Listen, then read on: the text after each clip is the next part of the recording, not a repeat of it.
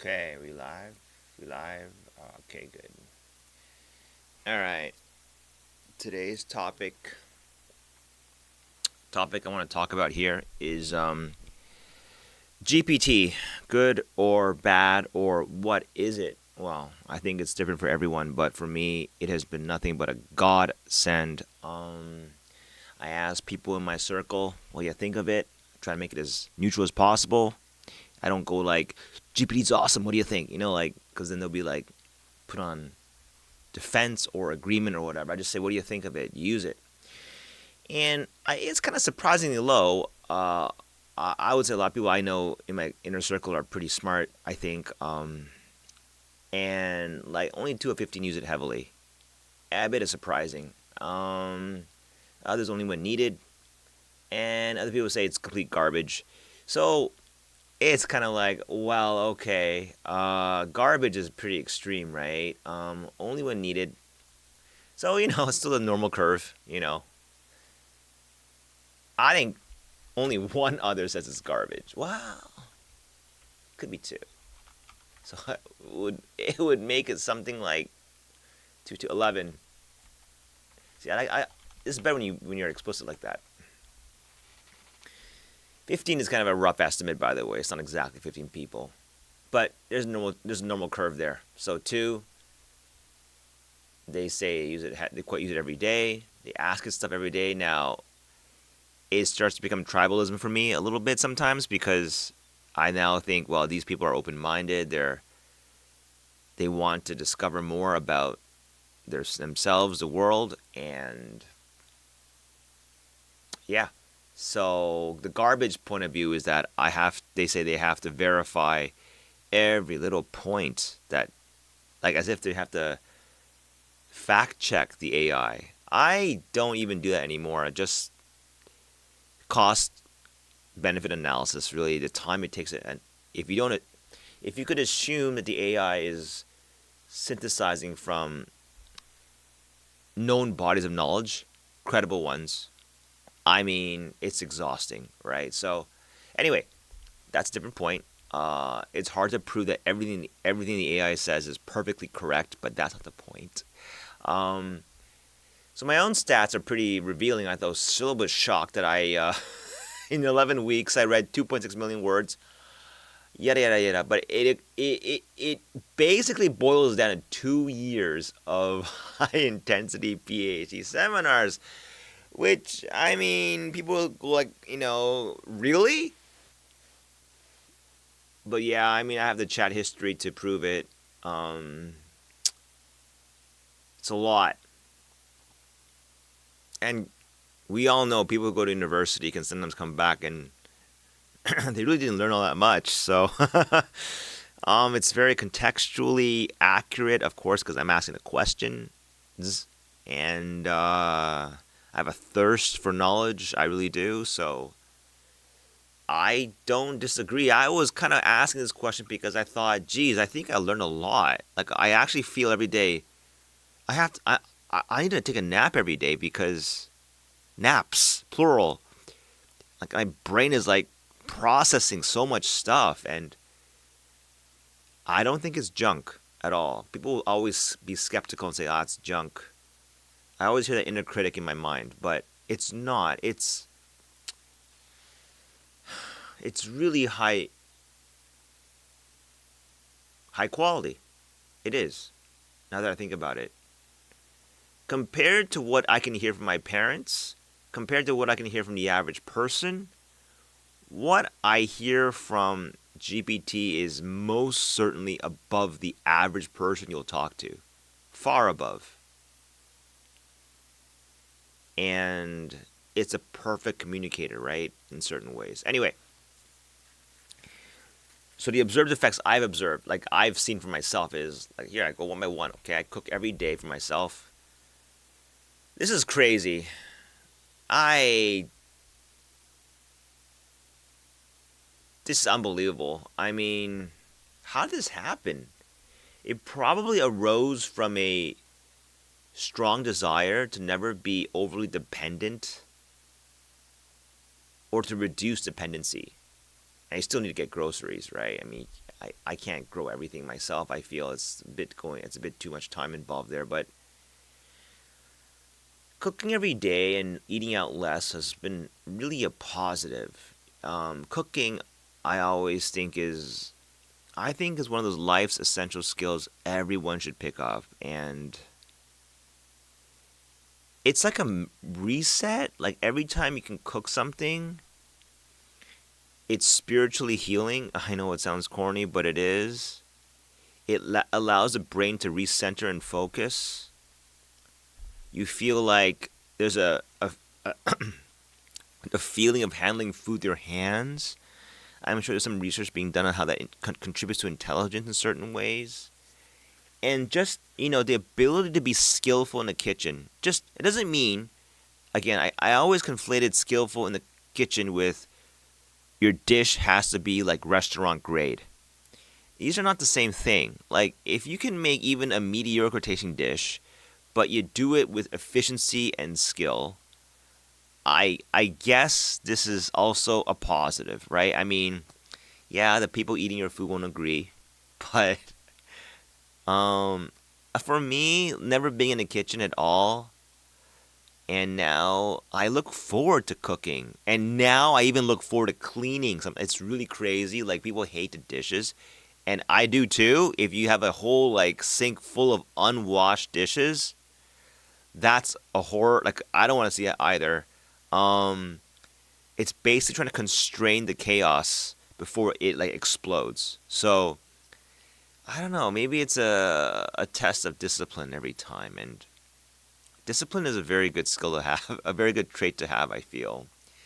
So cooking every day, it's one of my new little treasures, honestly, and it sounds corny, and yeah, I mean like people might see that as being girlish or but it don't matter.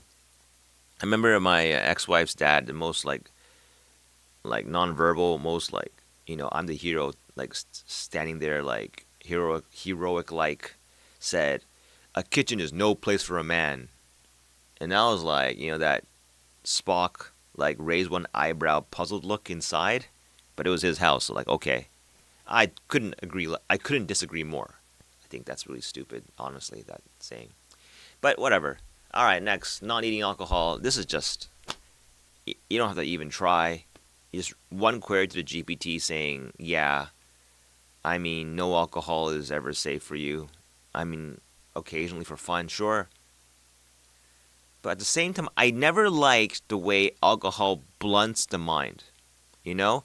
And I think the non eating alcohol is not really that I'm on a crusade to get rid of it, simply that the conditions that cause people to drink are not really there anymore for me.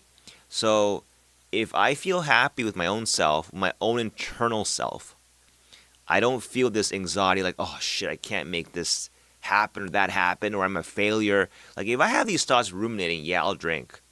I want to like just lose myself into the, along with this is doom scrolling or mindless internet. Like all of this is like basically escapism, and we'll find that one. Escapism has dropped, I think, quite a lot, and I still do it because it's fun, but the time spent is a lot less. This is really puzzling because I think at its core, it's just a feeling of I'm comfortable with like really everything I've done, what I'm doing now, because I understand why. And at the same time, I will apply the same, at least I'm trying to. This is harder, is to forgive, well, not forgive, I don't like the word forgive. Sounds like you're, to understand uh, everyone else I've ever met, to not revere them. I think revering people and disdaining them, two sides of the same coin. I would not try to go far in that direction. Yeah? I'll always assume people have nasty faults. It just makes the person complete, you know? But once understanding the dynamics of how people tick, it just makes it all very, it's kind of like your computer, right? I don't get mad the same way as other people might when an error occurs, because I know I can fix it. It's like the anger is because, yeah, I don't know, you know what's going on. It's like an assault on your identity or something. Like you don't get it, so the only natural reaction is just to get mad at that point. In the same vein that I understand technology, how it works, how I can fix it, and that I don't get angry. I get irritated maybe, but I don't get angry.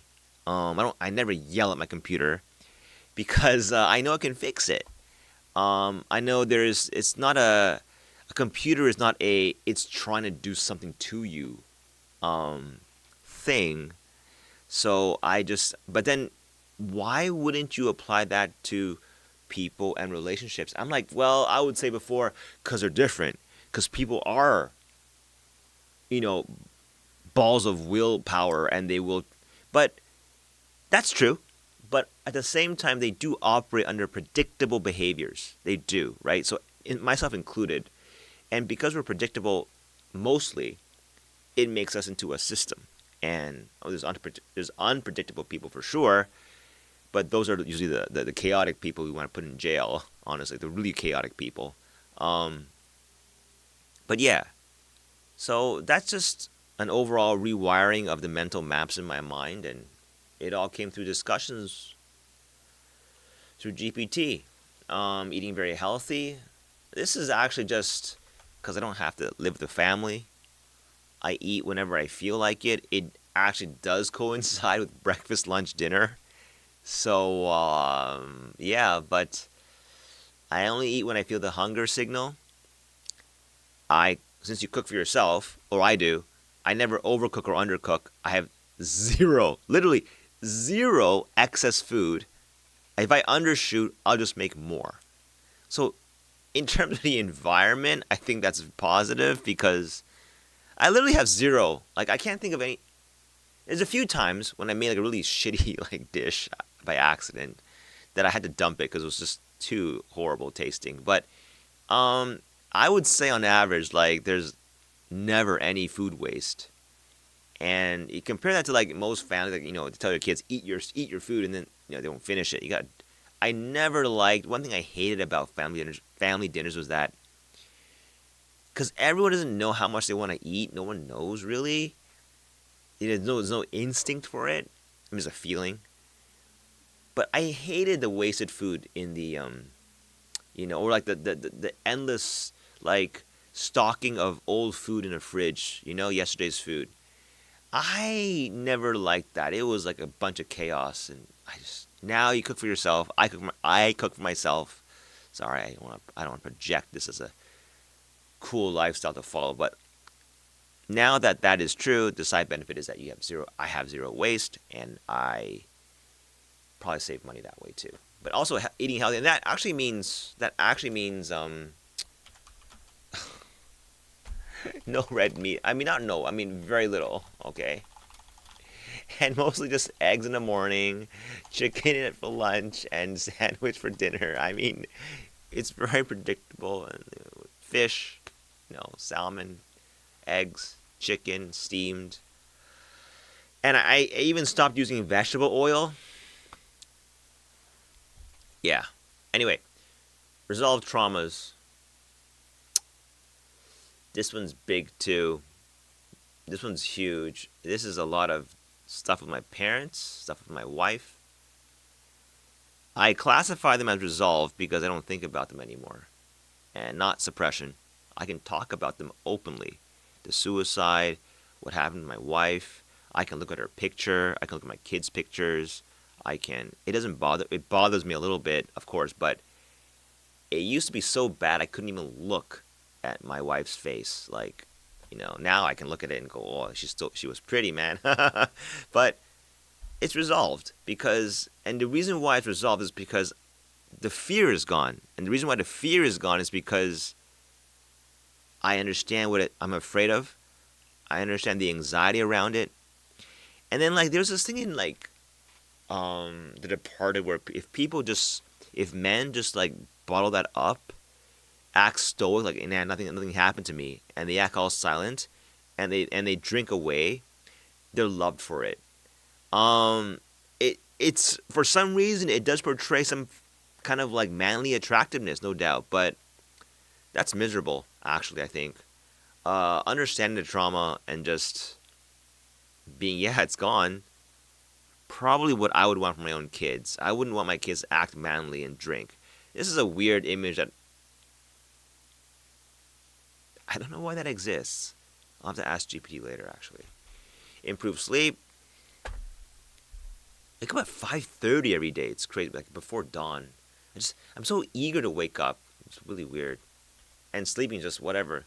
If I can't sleep, I don't care. Like I take can't sleep as a sign of you got to do something about something. And if I sleep okay, it means there's nothing, at least in the deepest recesses of my mind, there's nothing that signals you need immediate action to deal with it. That's why sleeping is easy. Start writing in notebooks because there's too much knowledge flying over my brain I want to capture. I can't. My brain physically, it literally, physically, neuronally cannot keep up with the sheer like education like it's being received right now. So I gotta write it down in my notebook to process. Otherwise, I can't handle it. House is a lot cleaner. Yeah, now it is. I remember like my one of the nurses who hadn't seen me for like a month was like, "You can't believe it. Like, how'd you get better?" And when I said zero meds, they're like shocked. But yeah, resume contact with old relatives and like tact. Oh, this is a good one too. Like, I want to bring this to like streaming too, but knowing when what I think here is that's why you have to keep a diary. Because I think everyone has unfiltered raw emotion they gotta let out. You gotta let it out, man. I mean, like, maybe some people don't ever get that. I do. And it's really important, I think, to do I think what I'm doing right here is just letting it all out. Just talking to anybody, somebody. And the problem is a lot of people don't want to listen to that stuff. It is a pain in the ass to listen to, honestly. And I don't expect anyone to listen to this one. But the thing is, this raw like junk, it's like taking a shit, right? With your brain. Like, you don't take a shit, it's not good if you don't take shits, right? So you gotta like excrete this stuff out. And by doing that, it's like purging the mind of, it's like cleaning the cobwebs. It's a great thing. You ditch the presentation angle, you ditch the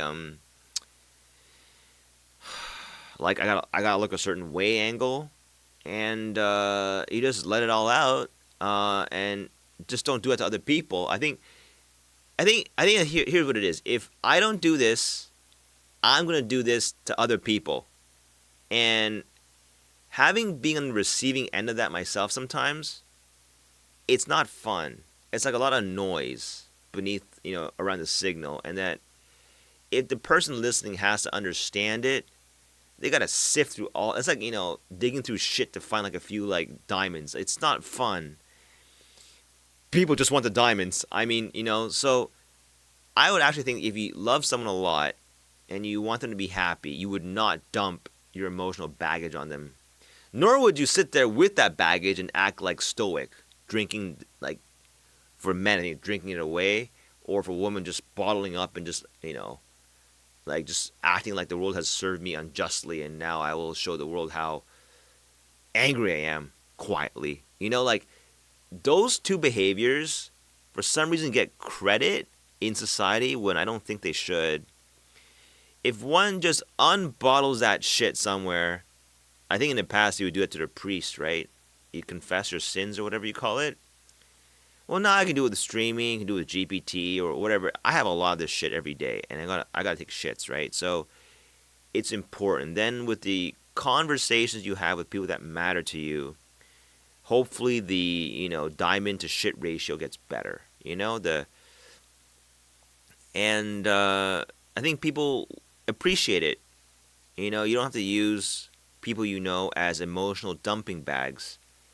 I never realized this for some reason. I thought, gee, if I feel a certain way, or if I have unfiltered shit in my mind, my wife would be the best target to dump it on. I think that's why she got really like tired. Well, now I have GPT and the streaming to dump all this shit. And uh, there's some diamonds in here, I think, right? It's just there's work.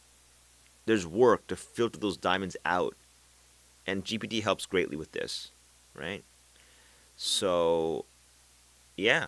So all in all, back to my original point, I think the chatbot usage of AI is pretty fucking good. All right, like especially for someone like me who had a lot of, let's say, complex issues growing up.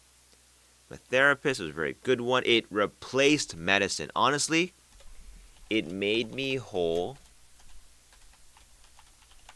and without meds. Right? I was given a wonderful cocktail of benzos, antipsychotics. It's like, take this shit, man, because you're not right. But look, it creates a dependency without understanding. You take them, you don't even understand why you're better. The internal problems have not gone away. If my kids were ever suffering, I would want them to have the Jordan Peterson treatment. Let's dive the Dr. K treatment. You dive into all the things you didn't want to dive into on your pace, on your time, with your consent, never forced, and good things should happen, usually. Uh, Although I do think about rectal suicide after talking to Dr. K, but I don't think that's because of Dr. K. It's because it's in spite of him, honestly. And now I feel happy every day, and it's been sustained like this for at least 2 months. And it's not like I'm ecstatic well-being. I would say like there's more of a feeling of sovereignty and like just, like I feel like I'm back in the driver's seat, and I don't mean like pseudo driver's seat. I mean like I'm in a driver's seat of my own mind, and it's a great feeling. It really is. I guess GPT is a chameleon. It can be if you garbage in, garbage out, right? And I forgot what was his name. The Warren Buffet's right hand man, the other investor dude who's really clever. He said if you have like bad rules, you have a bad system. Essentially, right? It's stupid system, stupid rules.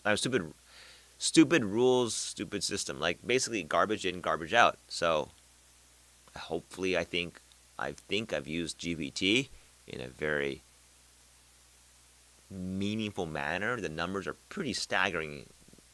This is basically factual information, basically like a little log. Probably in the top, I think top 10% of how people use it, but in a certain like intensity sort of way, but metric. But yeah, overall, I just think I appreciate this tech more than any other tech. I think in more than smartphones that made me rich, but that really just amounts to being financially. It's a huge gift too. I mean, tech has brought me a lot of goodies. I gotta say over the years, and this GPT one's just wow.